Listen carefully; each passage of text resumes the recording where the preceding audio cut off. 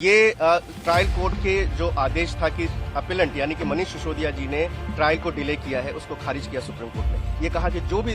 जो एप्लीकेशंस लगी हैं वो एप्लीकेशंस पर्टिनेंट थी, वो एप्लीकेशन जरूरी थी और तभी लगाई गई थी, ट्रायल को डिले करने के लिए नहीं लगाई गई थी। और ट्रायल कोर्ट का फाइंडिंग जो है उसको डिस्कार्ड किया है। और ये भी आज सुप्रीम कोर्ट ने एक बहुत अहम बात कही है कि बेल के मामले में ट्रायल कोर्ट को और हाई कोर्ट को थोड़ा सेंसिटिव होना चाहिए, ताकि ये लगता है कि ईडी का जो जांच की प्रक्रिया है उस पर भी सवाल उठाए। उन्होंने कहा है कि जब आपके पास दस्तावेज मौजूद है तो टेम्परिंग का कोई मतलब नहीं बनता। अगर इतने दिनों तक जो है आप इनको इनकार्सेशनिस्ट में रखे हैं, इनको जेल में रखा है और ये जो है बेल के प्रिंसिपल के खिलाफ है, चाहे वो ईडी का केस हो, चाहे सेक्शन 45 हो, वो जो कार्डिनल रूल है बेल का वो जो है वो लागू होता है। और इस बात को ध्यान में रखते हुए कि ऑलरेडी जो है 17 महीने का जो है जेल ऑलरेडी मनीष सिसोदिया जी काट चुके हैं, तो सुप्रीम कोर्ट ने ईडी के तमाम दलीलों को खारिज करते हुए मनीष सिसोदिया जी को बेल ग्रांट किया है। और ईडी ने ये भी और सुप्रीम कोर्ट ने ये भी कहा है कि जो इन्होंने बयान दिया था कोर्ट में ईडी ने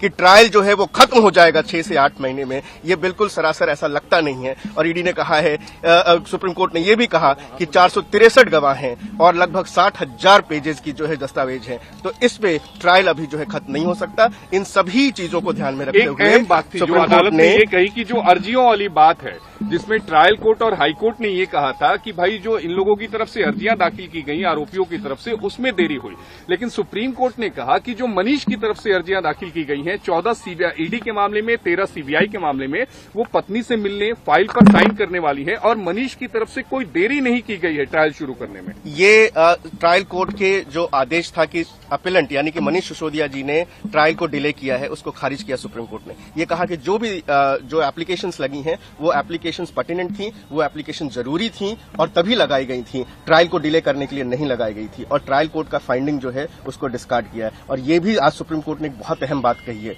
कि बेल के मामले में ट्रायल कोर्ट को और हाई कोर्ट को थोड़ा सेंसिटिव होना चाहिए, ताकि जो है सुप्रीम कोर्ट में इतनी सारी बेल पिटीशंस ना आए। ये भी मनीष सिसोदिया जी के बेल ऑर्डर में सुप्रीम कोर्ट ने ऑब्जर्व। एक अहम सवाल ये भी कहा कोर्ट ने कि ट्रायल कोर्ट और निचली अदालत को ये समझना चाहिए कि जो